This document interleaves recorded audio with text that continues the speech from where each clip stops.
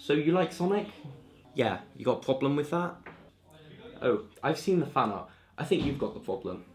Oh, I'm not part of the fandom. I just like going fast. Ah, okay. So, do you want to see my fan character? Fan character? Fan character? Hello fine people of the internet, it is I, back with another review. Today we'll be looking at Sonic Mania. So, a bit of background on the Blue Blur. Sonic was created predominantly by Yuji Naka to provide Sega with a platforming mascot to rival Mario. His first 3 games, Sonic 1, 2 and 3 and Knuckles, are amazing, despite what IGN might tell you.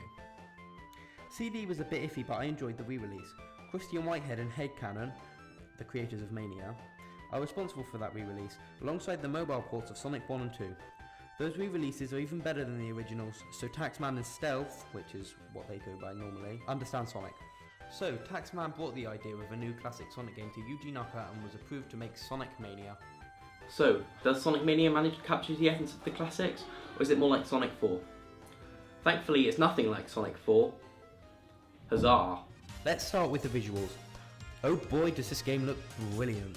Sonic, Tails and Knuckles look wonderful, as if their sprites have been ripped straight from the Genesis games. Feeling like stuff's ripped from the classics is a kind of a theme. See? Ah, the classics. What's that? Stuff's ripped from the classics. All the aesthetics are beautiful. Both Returning and New Zones look brilliant. Studiopolis and Mirage Saloon in particular. Crisp.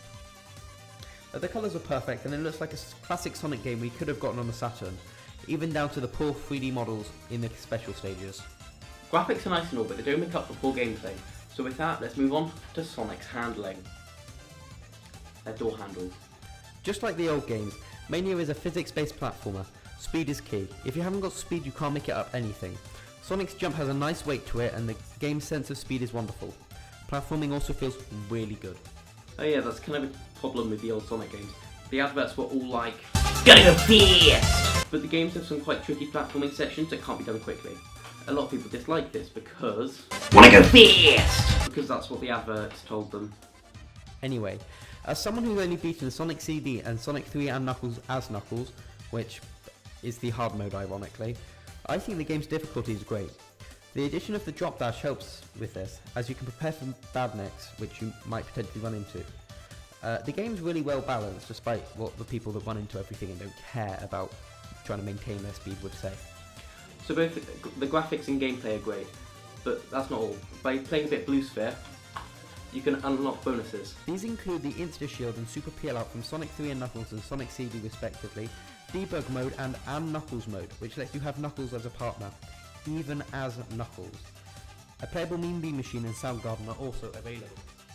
Overall, the game is great, and if you enjoy platformers, I can't recommend it enough.